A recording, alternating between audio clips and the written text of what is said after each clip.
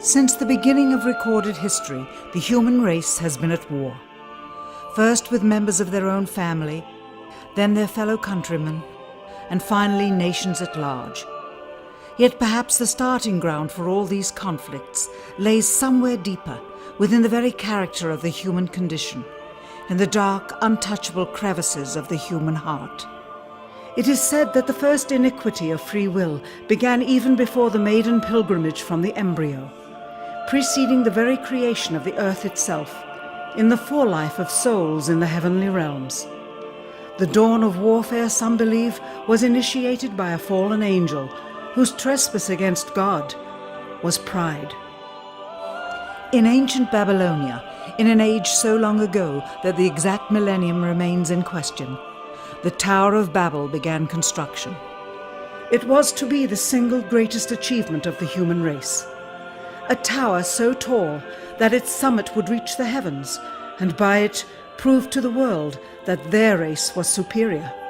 It would be God's irony that it would never be finished. Time passed, nations fell, a machine age emerged, and once again the ingenuity of the species which held dominion over all others unveiled what was at the time the most monumental accomplishment ever imagined, the largest machine yet constructed. An automation so mammoth and so revered, even before its first demonstration, that its only befitting name was Titanic. On April 10th, 1912, it set sail. It was boasted to be the ship that God himself could not sink. It would be God's irony that the very element that was meant to keep it afloat would cause it to sink. Water, frozen water, in the form of an iceberg. Not even one voyage did it complete. And then the next age embarked into the annals of human history, perhaps the last age, the space age. Competition for victor was unparalleled. Powerful nations spent billions in unabashed rivalry to outdo the other. The Soviet Union launched the first orbiting satellite, the first animal, the first man. They had logged 500% more hours in space than the United States. And in June of 1969, they launched an unmanned probe to the moon to retrieve the first soil sample from another world, just 1 month before Apollo 11. That's how close the race was.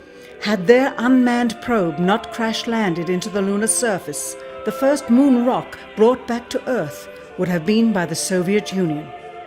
Richard Nixon, president at the time, had this to say about the latest work of the human hand. It is the greatest week since creation, the greatest event since the laying of the foundation of the seas, since the origin of the universe itself, since the design and formation of the delicate human eye through which all these things are perceived, was a flying machine with its 2 passengers landing on its closest celestial neighbor and returning from where it came. Perhaps again, God's irony lies somewhere within this great boast of humankind. The building of the tallest tower for the sole purpose of standing out among the races was never finished. The machine that was so great that it was said to be untouchable by even God never completed its first voyage. And finally, the crowning achievement of humankind, the greatest boast of the species, the event in human history most associated with pride in our own accomplishments, landing on the moon. 20 years later, and years behind schedule, the same space program couldn't put into Earth orbit a telescope with a lens that focused. And yet 2 decades earlier, a mission 100 times more complicated worked on its first occasion.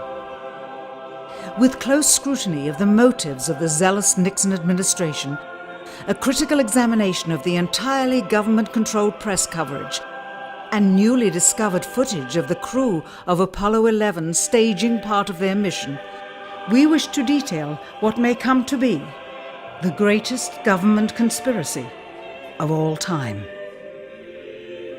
A funny thing happened on the way to the moon.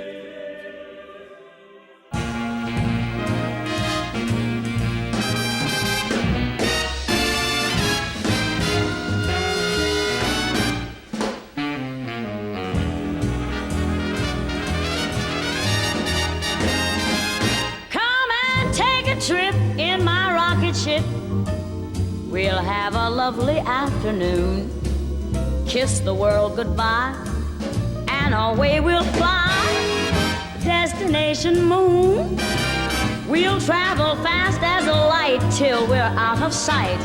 The earth will be like a toy balloon. Oh, what a thrill you'll get riding on my jet. A destination moon. Oh, we'll go up, up, up, up, straight to the moon we two. High in the starry blue. I'll be out of this world with you. So away we'll steal in my space mobile, a supersonic, a honeymoon. Leave your cares below, pull the switch, let's go. A destination moon.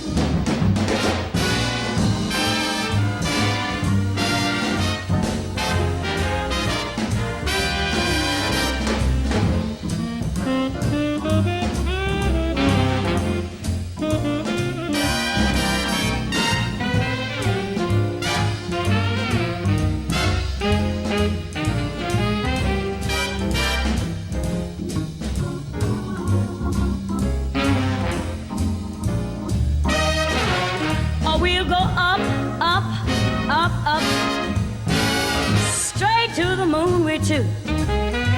We'll be high in the starry blue. I'll be out of this world with you. So away we'll steal in my jet mobile, a supersonic, a honeymoon. Leave your cares below, pull that switch, let's go. Destination. We're flying high up in the sky. Destination moon.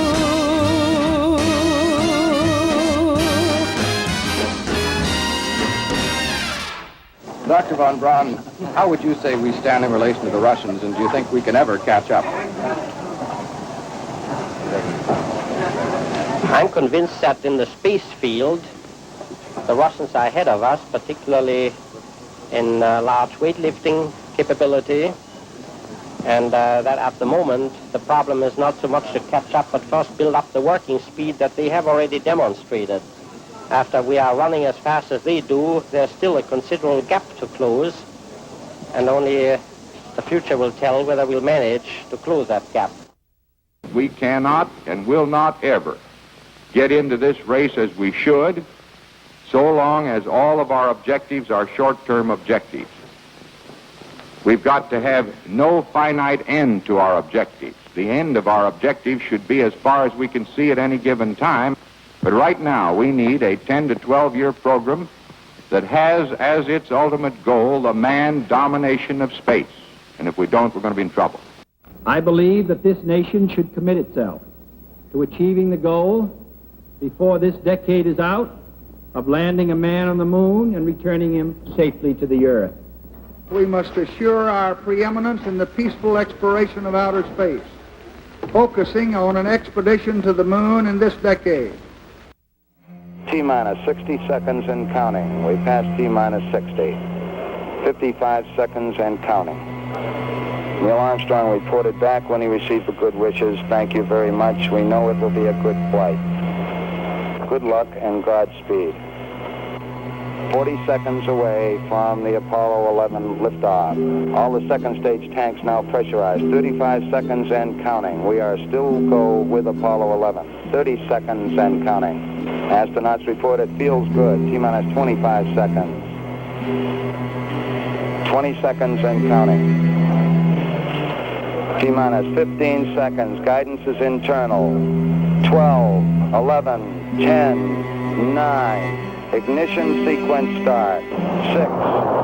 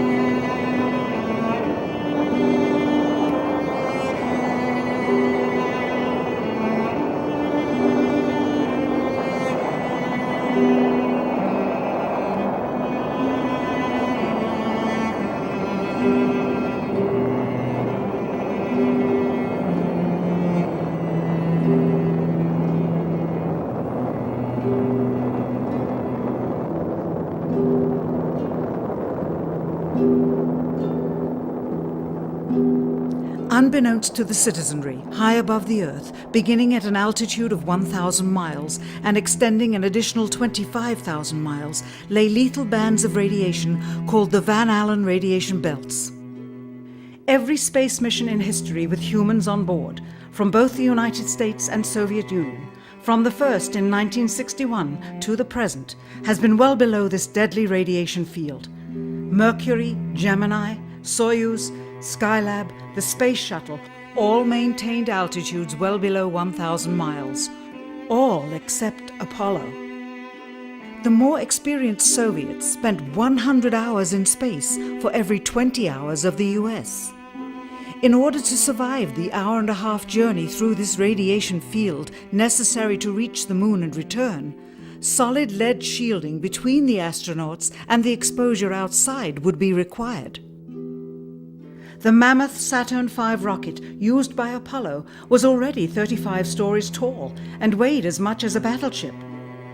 To add additional tonnage in the form of a lead barrier completely surrounding the crew members would have made it impossible for the vehicle to get off the ground.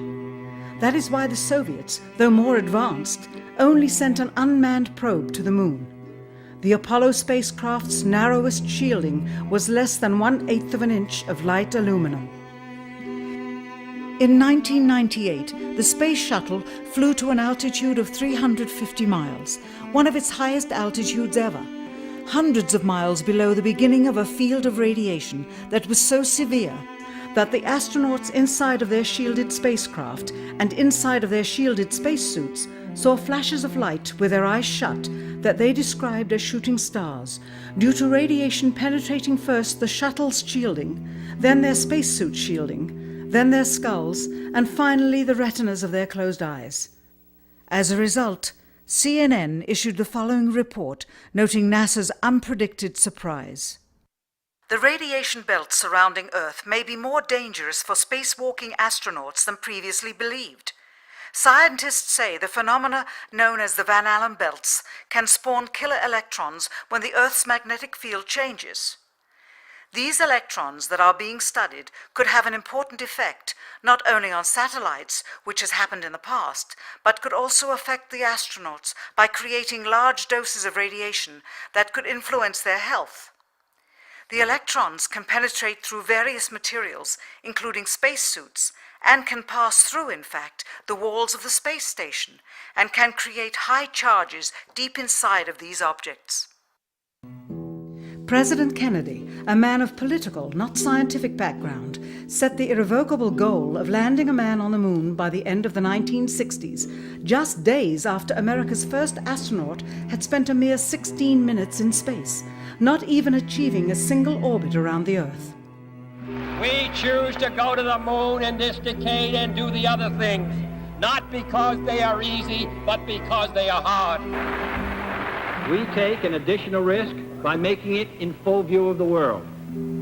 But as shown by the feat of astronaut Shepard, this very risk enhances our stature when we are successful. The technology necessary to launch the massive Saturn V rocket and an intercontinental ballistic missile is 95% similar. When the Soviet Union launched mankind's first satellite, Sputnik, in 1957, there was grave concern that they had mastered space ahead of the United States and might use this advantage to launch a first nuclear strike from an orbit high above North America. When they also put the first animal in space, then the first man in space, then achieved the first spacewalk, the first crew of 3, and the first ever of 2 simultaneously orbiting spacecrafts, concern turned to fear and then horror as America watched their communist enemy achieve all these firsts with no hope in sight of ever catching up. President, a member of Congress said today that he was tired of seeing the United States second to Russia in the space field. I suppose he speaks for a lot of others. What is the prospect that we will catch up with Russia and perhaps surpass Russia in this field? However tired anybody may be, and no one is more tired than I am, it is a fact that it's going to take some time, and I think we have to recognize it. They secured these large boosters which have led to their being first in Sputnik and led to their first putting their man in space. We are, I hope, going to be able to carry out our efforts with due regard to the problem of the life of the man involved this year. But we are behind. If it was impossible to better the Soviets in the space race, which was really a race of technological armaments, what could be done? How could America offset the threat of superior weaponry? Throughout the history of rivalry and war, astute generals of lesser armies than their counterparts have used deceit and misinformation as a method to achieve victory. In World War II, for example, columns of inflatable tanks were placed at locations afar from Normandy to draw German forces away from the real location of invasion. The Star Wars missile defense program rigged tests to make it seem more advanced than it really was. That's the conclusion of the General Accounting Office. The aim was to fool the Soviet Union about US military readiness during the Cold War.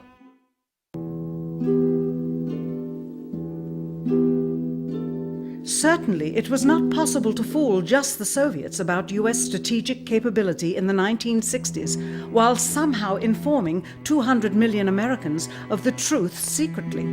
In order for them to believe the United States had the capability to go to the moon, everyone would have to believe it. Furthermore, the pride of a nation was at stake, and the goal of a martyr, not to mention the growing unrest domestically of a government throwing tens of thousands of lives away in a foreign war riddled with contradiction and ambiguity. In addition, the Apollo program had already spent billions of dollars. If it failed to achieve its goal with such an investment, it would indeed be a large and bitter pill for the taxpayers to swallow. The cost of the program, whose sole goal was to be the first to plant a flag on the lifeless rock just outside the Earth, if adjusted for inflation to the 21st century, was $135 billion. With a profit margin of just 7%, this would be equal to over $9 billion profit going to the privileged contractors chosen by their friends at NASA. If the machinery was in fact only achieving Earth orbit, as other earlier missions had already done, then the completion and functionality of the other components would not have been as important, and even more profit would have been made. $135 billion could feed 2 million people for their entire lives. It could also buy 2 million two-bedroom houses. Yet how could such an undertaking be kept sacred, and for such a long time? To the latter, one needs only to remember that an unsolved riddle, 6 years older, the assassination of President Kennedy, still daunts the minds of the vast majority of Americans. As a parent of a conspiracy, as his assassin being assassinated himself, the truth of the matter has still escaped history. In keeping a secret of the magnitude of the Apollo missions being fraudulently created, one turns to the Manhattan Project for comparison. Surreptitiously building the first nuclear bomb during the early to mid-1940s involved 129,500 people over a 3-year period. Yet the secret did not get out. A quarter century later, the art and technology of espionage inevitably improved, narrowing dramatically the number of players in the know of a large clandestine operation. Just 1 year before the first mission to the moon, NASA launched the Tetra satellite, specifically designed to simulate flight data coming from the moon, so that the ground crews could rehearse the landing, much as the astronauts did in their own simulations. Had it not supposedly fallen back to Earth, all that would have been needed during the actual flight would be a repeat of one of these computer programs, with a few original variations, transmitted to the satellite for rebroadcast to Houston. Scores of computers and their deceived operators on the ground would then receive prearranged information, including the alleged location, altitude, and fuel consumption of the spacecraft, as if it were descending to the moon's surface.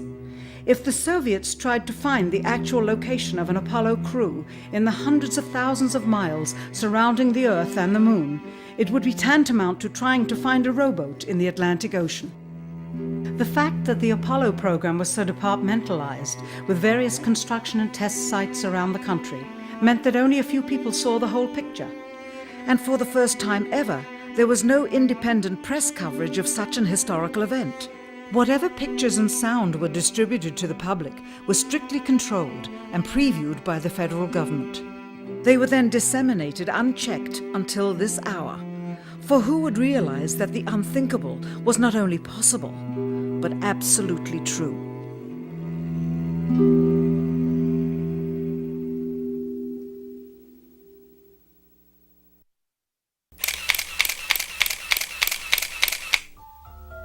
And what of the photographs? What do they tell us? On 3 separate occasions, our office asked NASA's Public Relations Department for every single picture of an astronaut on the surface of the Moon, just during the maiden voyage of Apollo 11. Many duplicates were sent. In all, fewer than 20 pictures were found, including first-hand investigation on site at the agency's vaulted archives. Quite surprising, considering the historical significance of the event. These very photographs are the same ones circulated year after year on anniversary commemorations. It is estimated that in just the first 60 minutes on the Moon, motivated by the tenuous nature of the circumstances, many more exposures could have been expediently taken. Also surprising is the scarcity of photographs of the mission's chief pioneer, Neil Armstrong. The greatest achievement in human history, and of the man whose first step echoed around the world, dawning a new age of scientific enlightenment, there is only one full-body picture of him on the Moon, besides this ghostly reflection. This one, taken by an automatic camera mounted on the side of the lunar module. Perhaps he feared liability should the whole conundrum later become unraveled. Perhaps he has forgotten that he attested to the authenticity of the event with his signature on this plaque engraved by the federal government. In fact, in the more than 30 years since the event, aside from NASA's initial press conference and the occasional brief anniversary remarks where few questions were permitted, he has never given one on-camera interview to anyone, ever. From an analytical standpoint, photographic anomalies have to be sought out with an understanding of lighting and shadows. The most straightforward is simple. When objects are lit solely by the sun, as all the scenes on the Moon were said to be, after all, lighting equipment was not only impractical, it was unnecessary in bright sunlight, then all shadows, regardless of the landscape, will run parallel with one another and never intersect, as shown by this example. In these seldom-seen photographs, obtained from a rarely used auxiliary NASA archival site, it is clear that these scenes were lit with artificial light.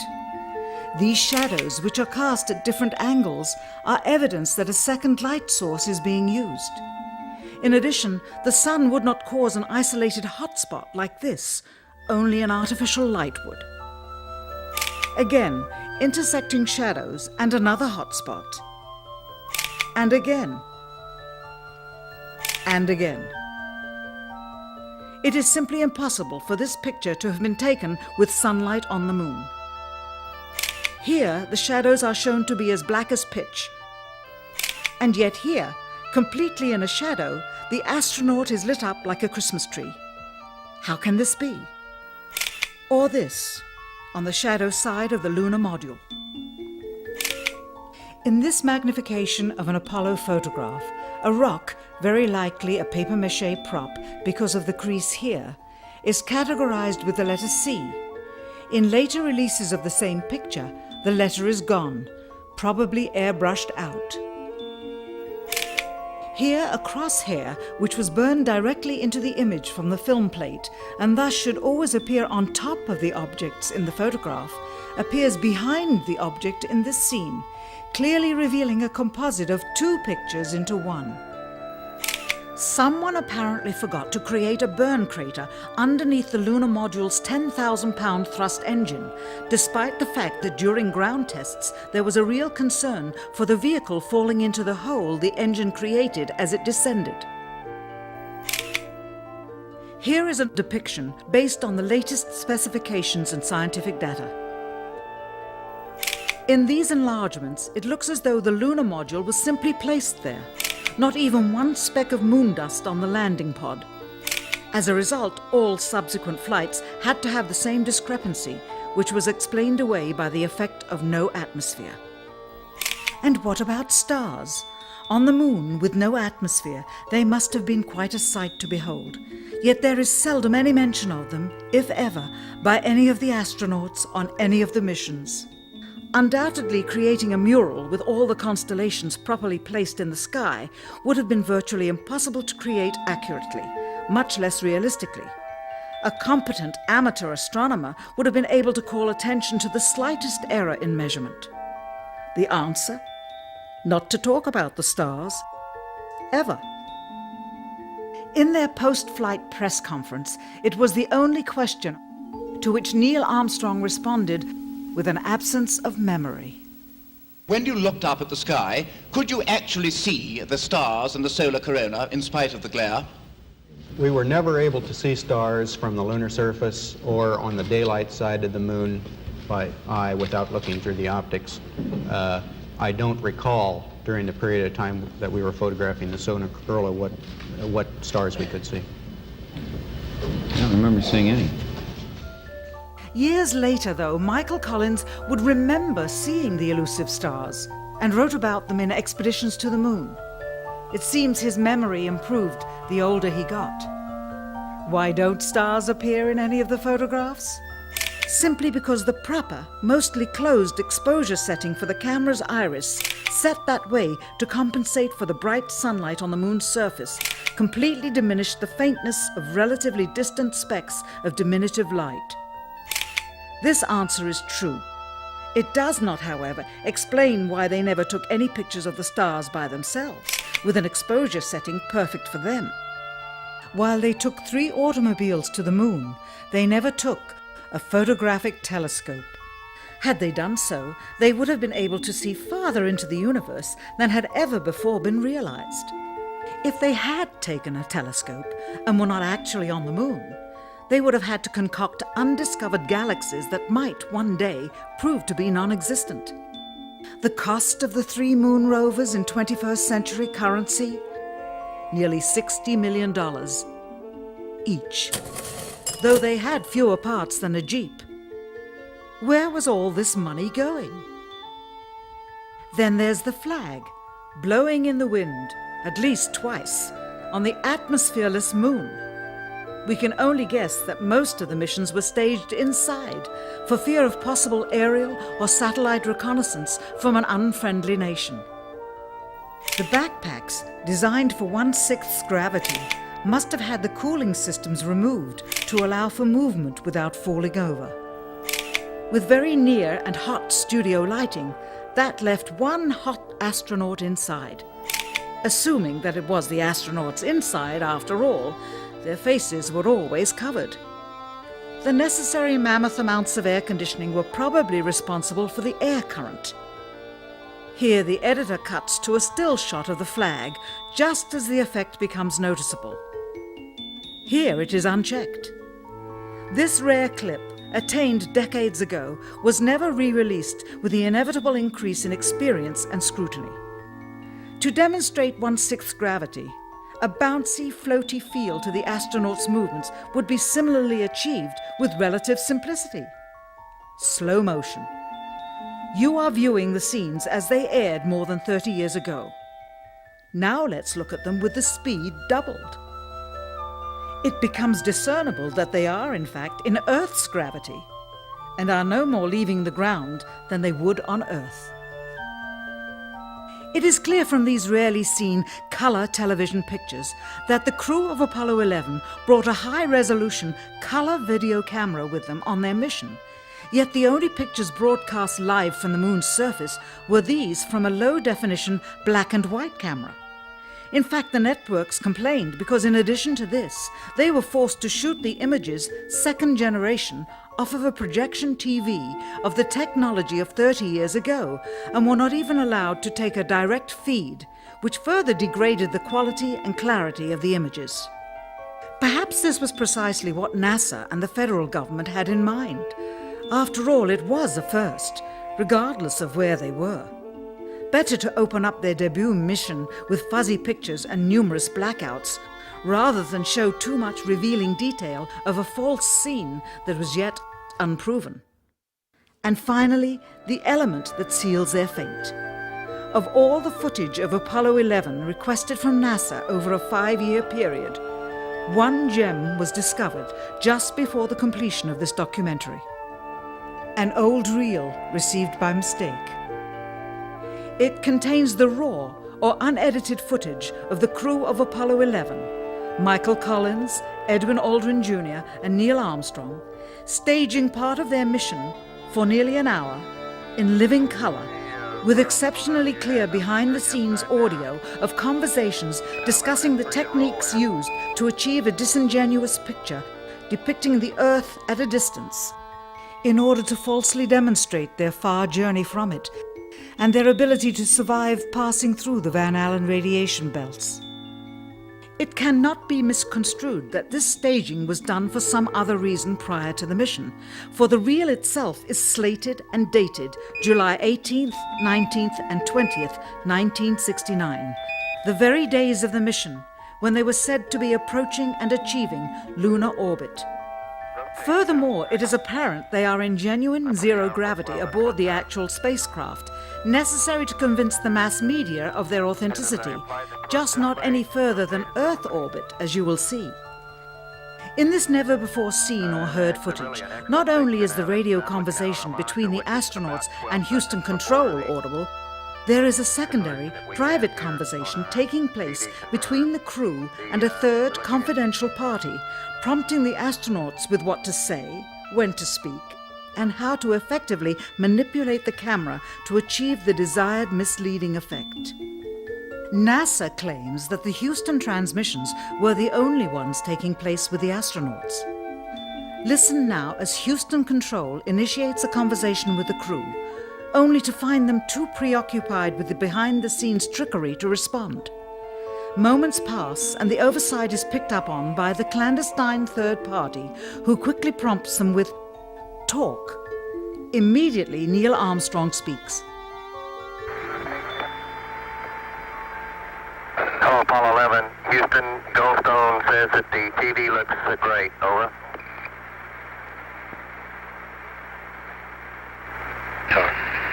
Okay, Roger. We're mapping in on Earth.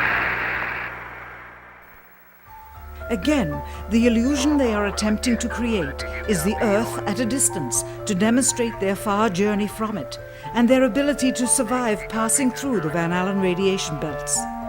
Understand, too, that only about 20 seconds of this raw footage was ever broadcast to the public, and these conversations discussing their deception were believed to be private. Until now. Here they discuss that these television transmissions were in fact not broadcast live as everyone believed. They were first screened and edited for playback later. Roger, Neil. We just wanted a narrative such that we can, when we get to playback, we can sort of correlate what we were seeing. Thank you very much. Here they discuss the fact that they have turned out the lights and have blocked out sunlight from entering the spacecraft through the other windows, as to not cause any reflected light to fall onto the spacecraft's wall in the foreground. Okay, very good. Well, we shut out the sun coming in some of the other windows into the spacecraft, so it's looking through the number one window, and there isn't any reflected light. The reason this was done is so that the truth of the matter would not be revealed. It is this. Though the federal government would have you believe that this is a view of Earth from a distance out of the spacecraft's window as it nears the moon, it is not. What they have ingeniously done is placed the camera at the back of the spacecraft and centered the lens on a circular window in the foreground, outside of which it is completely filled with the Earth in low orbit. The circumference of the window then appears to be the diameter of the Earth at a distance, with the darkened walls of the spacecraft appearing to be the blackness of space around it. That is why they wanted the interior dark and blocked out the sun from entering through the other windows. Here you can see the extruded window, probably 2 inches thick at the bottom. This is because the Earth's shine is coming in at a downward angle. It also causes the Earth to appear to be an irregularly shaped circle, for you are seeing the outside of the window at the bottom and the inside of the window at the top, which together form 2 different sized halves of a circle. Subsequently, this take was never used. As they perfected the shot, a crescent-shaped piece of black material was inset slightly into the window to create the illusion of the Earth's terminator line dividing night and day. It is uncannily convincing. During this segment, intended to be edited and played back later for the worldwide television audience, dated July 18, 1969, Neil Armstrong condemns himself as he states that he is 130,000 miles out, or halfway to the moon, as the NASA flight log also states on this date, when he is in reality in low Earth orbit of a few hundred miles. Roger, Houston, Apollo 11. Calling in from about 130,000 miles out. Here, during another segment, also intended to air after review, Neil Armstrong falsely explains to the viewers how the shot is attained by putting the camera's lens to the window's glass, as it would have to be if they were the claimed distance away from the Earth. We only have one window that has a view of the Earth, and it's filled up with a TV camera. If the window was completely filled up with a TV camera, as he stated, then an astronaut's arm would not be able to get between the camera and the window, as it obviously does here in this outtake. South America becomes invisible just off beyond the Terminator or inside the shadow.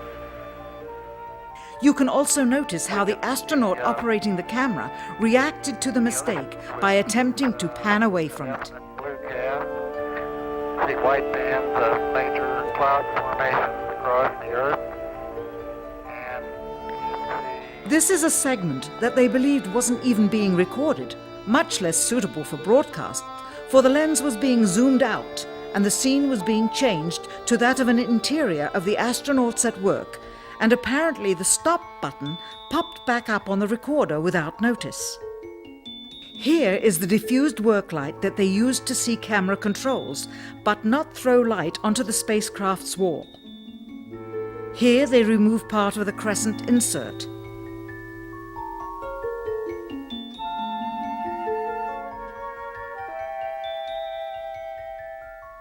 Finally, the iris is opened up and you can see the real location of the camera and the very bright and near Earth out the window. Here is the slate for the 19th of July, and the same shot of trickery on the 19th of July, and then the 20th, and the same misleading shot on the 20th. Later that evening, they were said to be walking on the moon. How can this be when they were in Earth orbit only 9 hours earlier, and the moon is some 3 days' journey away? Furthermore, if they genuinely went to the moon, why would they be faking any part of it? Why this trickery with the window? By faking being halfway to the moon, it becomes apparent that they did so because they could not even go halfway. It thus confirms that the stumbling block to their success was the lethal radiation of the Van Allen radiation belts. Since the same equipment was used on the subsequent missions in the 40 months that followed, none of them could have gone to the moon. They only increased their proficiency at staging them. When some TV viewers of the second manned mission to the moon telephoned the networks complaining that reruns of I Love Lucy were being interrupted, it became clear that for the taxpayers, once was enough. But it wasn't enough for the government and contractors. Billions of dollars of pure profit went with each return. How coincidental that the following mission would have the element of life and death jeopardy. Apollo 13. Now the public would take going to the moon more seriously and be reconnected with the drama. We now realize that perhaps the reason Neil Armstrong has never given an on-camera interview is because he doesn't want to lie anymore. What threats may have been made upon such honorable men or their families to possess their reluctant cooperation and later ill feelings towards perpetuating this still darkened hour in American history. NASA's highest-ranking official, James Webb, resigned without explanation just days before the first Apollo mission. Why, when he was on the threshold of achieving the greatest accomplishment of his career? All 3 Apollo 11 astronauts also resigned shortly after their return. On the 25th anniversary of the event in 1994, Neil Armstrong made a rare public appearance and held back tears as he spoke these brief cryptic remarks before the next generation of taxpayers as they toured the White House. Today we have with us a group of students among America's best. To you, we say, we have only completed a beginning. We leave you much that is undone. There are great ideas undiscovered, breakthroughs available to those who can remove one of truth's protective layers. He is that layer. Perhaps someday soon, with the uncovering of this footage and its meaning, the true patriots of America will rise up or come forward and free the citizens and themselves from the sin that so easily entangles and from a federal government that needs to have the gangrene cut off. Even if the government's destruction would come from the truth, then it is not worthy to stand, and its betterment would inevitably follow. All of us are mortal. All of us will die. Perhaps the seeking of a clear conscience before that hour will motivate the truth into the light. Perhaps as citizens we should offer amnesty for this and other crimes of history, for facts from those involved before the truth perishes with them.